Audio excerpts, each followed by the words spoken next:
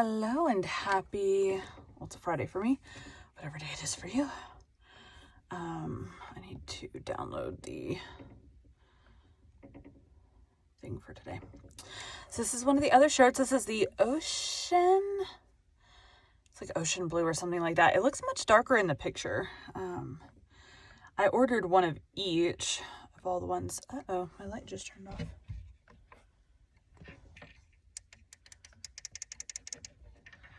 I did check it to make sure that I just switched out the battery pack because mine was about to die. So hopefully it's not just going to do that the whole time. That'll be annoying. Okay, let's get our characters up. And the chapter, Rainbow Valley 27.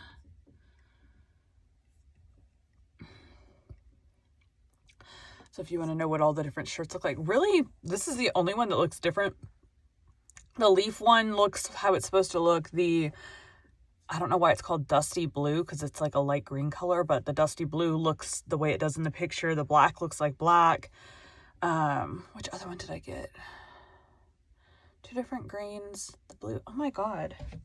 That stupid light. I'm trying to plug it into a different slot. This is what I use for my battery, or for my light. Plug it into a different one, different slot. See if maybe it's that.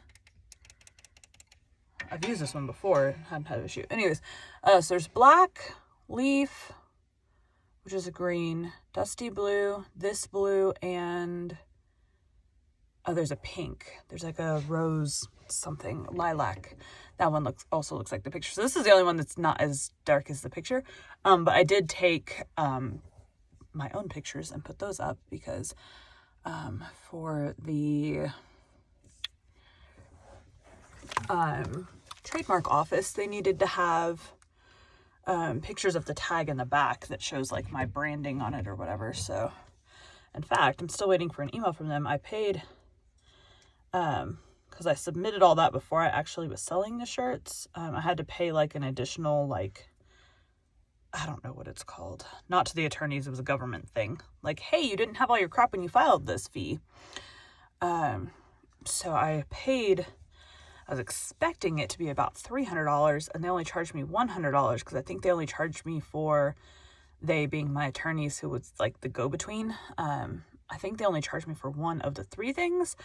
So I had to email them back, and I was like, this is for all 3, right? Or like, you know, basically my email was like, I was expecting to pay more, so I think you might have done this wrong. So I'm waiting for them to email me back.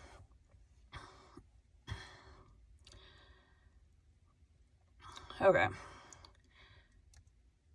Today we'll be continuing Rainbow Valley by Lucy Maud Montgomery. Okay, I have to say, I had heard from a lot of places that a lot of people, a lot of narrators, that narrators are supposed to talk slower and all the things. Except I did a couple things slower, and people were like, it sounds really weird. So I'm just going back to the normal way that I talk when I'm narrating because if people aren't liking it, or if I'm hired for one way and then I do something else, not okay. So we're just going back to the way we used to it. It's only been the last couple weeks I've been trying to do anything. And I unconsciously changed it back this week on the podcast, so whatever. Today we'll be continuing Rainbow Valley by Lucy Maud Montgomery. Chapter 27, A Sacred Concert. In spite of Miss Cornelia's new point of view, she could not help feeling a little disturbed over the next performance of the Manse children. In public, she carried off the situation splendidly, saying to all the gossips the substance of what Anne had said in Daffodil Time, and saying it so pointedly and forcibly that her hearers found themselves feeling rather foolish, and began to think that, after all, they were making too much of a childish prank.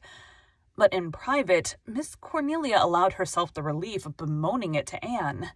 Anne, dearie, they had a concert in the graveyard last Thursday evening, while the Methodist prayer meeting was going on. There they sat on Hezekiah Pollock's tombstone and sang for a solid hour.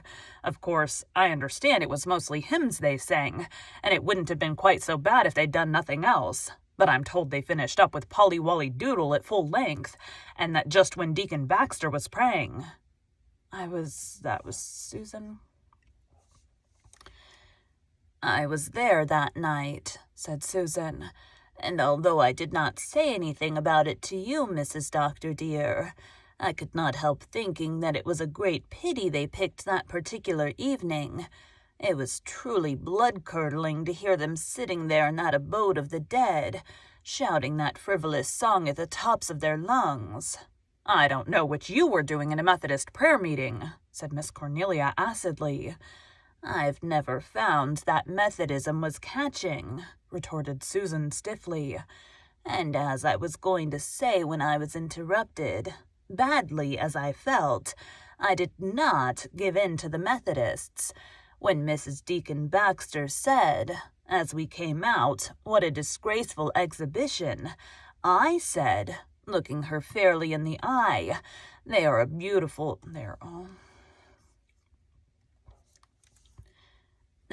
beautiful singers, and none of your choir, Mrs. Baxter, ever bothers themselves coming out to your prayer meeting, it seems.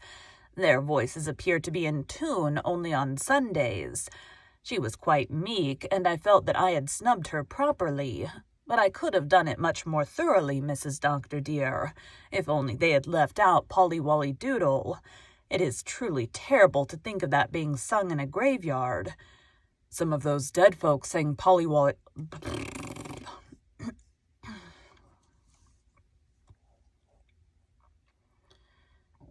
Burp. Some of those dead folks sang Polly Wolly Doodle when they were living, Susan. Perhaps they like to hear it yet, suggested Gilbert. Miss Cornelia looked at him reproachfully and made up her mind that on some future occasion she would hint to Anne that the doctor should be admonished not to say such things. They might injure his practice. People might get it into their heads that he wasn't orthodox. To be sure, Marshall said even worse things habitually, but then he was not a public man. I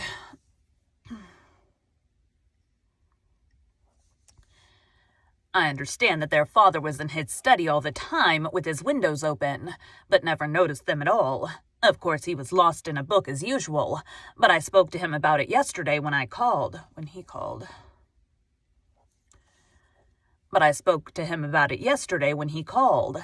How could you dare, Mrs. Marshall Elliott? Asked Susan rebukingly.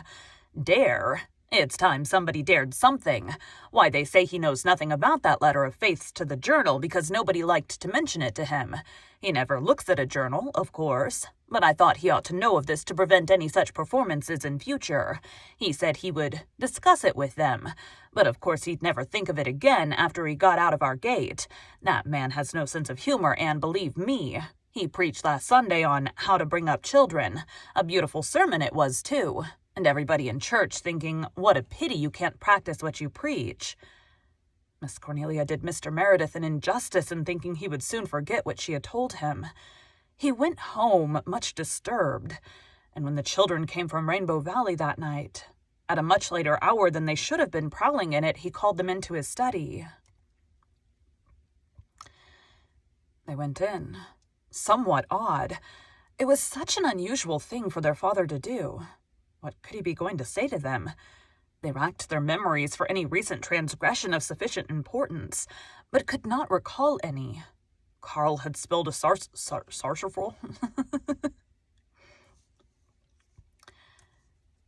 Carl had spilled a saucerful of jam on Mrs. Peter Flagg's silk dress 2 evenings before, when at Aunt Martha's invitation she had stayed to supper, but Mr. Meredith had not noticed it. And Mrs. Flagg, who was a kindly soul, had made no fuss. Besides, Carl had been punished by having to wear Una's dress all the rest of the evening. Una suddenly thought that perhaps her father meant to tell them that he was going to marry Miss West. Her heart began to beat violently, and her legs trembled.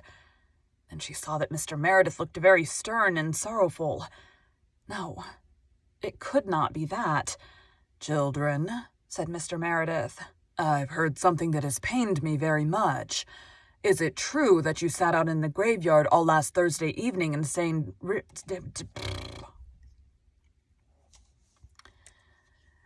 Is it true that you sat out in the graveyard all last Thursday evening and sang ribald songs while a prayer meeting was being held in the Methodist Church?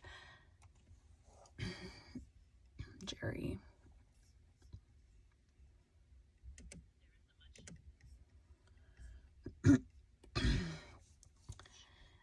Great Caesar, Dad, we forgot all about it being their prayer meeting night, exclaimed Jerry in dismay. Then it is true. You did do this thing. Why, Dad, I don't know what you mean by ribald songs. We sang hymns. It was a sacred concert, you know. What harm was that? I tell you, we never thought about its being Methodist prayer meeting night. They used to have their meeting Tuesday nights, and since they've changed to Thursdays, it's hard to remember. Did you sing nothing but hymns? Why, said Jerry, turning red, we did sing Polly Wolly...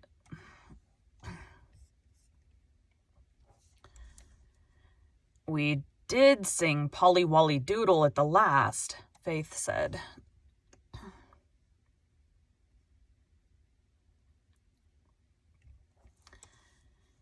We did sing... Oh, no. We did sing Polly Wolly Doodle at the last. Faith said, let's have something cheerful to wind up with. But we didn't mean any harm, Father. Truly we didn't. The concert was my idea, Father, said Faith. Anytime I stop like that, I'm going to listen to my clip of their voice to make sure I don't mess it up, Faith.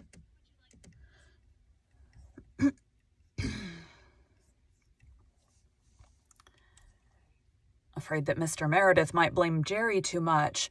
You know, the Methodists themselves had a sacred concert in their church 3 Sunday nights ago. I thought it would be good fun to get up one in imitation of it, only they had prayers at theirs, and we left that part out, because we heard that people thought it awful for us to pray in a graveyard. You were sitting in here all the time, she added, and never said a word to us. I did not notice what you were doing. That is no excuse for me, of course. I am more to blame than you. I realize that. But why did you sing that foolish song at the end? We didn't think, muttered Jerry, feeling that it was a very lame excuse, seeing that he had lectured Faith so strongly in the Good Conduct Club sessions for her lack of thought. We're sorry, Father. Truly we are. Pitch into us hard. We deserve a regular combing down. But Mr. Meredith did no combing down or pitching into. He sat down and gathered his small culprits close to him and talked a little to them, tenderly and wisely. They were overcome with remorse and shame, and felt that they could never be so silly and thoughtless again. We've just got to punish ourselves good and hard for this, whispered Jerry as they crept upstairs. We'll have a session of the club first thing tomorrow and decide how we'll do it. I never saw Father so cut up. But I wish to goodness the Methodists would stick to one night for their prayer meeting and not wander all over the week. Anyhow, I'm glad it wasn't what I was afraid it was, murmured Una to herself.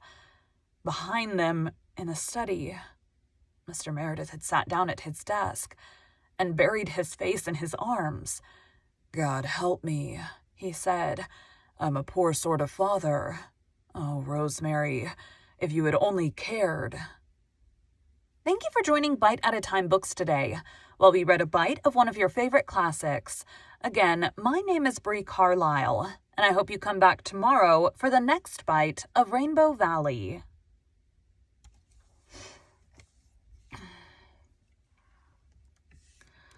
All right, that be it for that chapter. Yeah, so I am going to start, the next newsletter. I'm going to send out votes for what, so I have the main podcast shirts, which is the Bite at a Time Books, where we read your favorite classics one bite at a time with the fun little podcast thingy. So I'm going to start doing, quote shirts from all the different books, and I'm going to have you guys vote in the newsletter. So if you want a part in what shirts, we're going to start all the way back at the beginning. So I'll probably do 2 at a time because it's been a minute. Oh my god, my bangs, I forgot to trim. Hair. across my eyelashes. There it is. Because I haven't done it at all and I want to have like the entire back thing. So I'll probably do fun things like the Secret Garden. I'll do like I do with like the graphics. If you've ever seen like the podcast covers, for like Halloween, I did like spiders and stuff. So like, if you want an opportunity to vote on what quotes get used on the shirts, go join the newsletter. I will start sending those out probably 2 at a time. I also need to get the newsletter more consistent, so probably switch to like an every other week kind of format for that. But go sign up for the newsletter at biteatatimebooks.com. It will be either a pop-up if you're on a computer, or it'll be a banner across the top to subscribe to it. And that way you get a part in what quotes we're having on what shirts. Thanks, guys.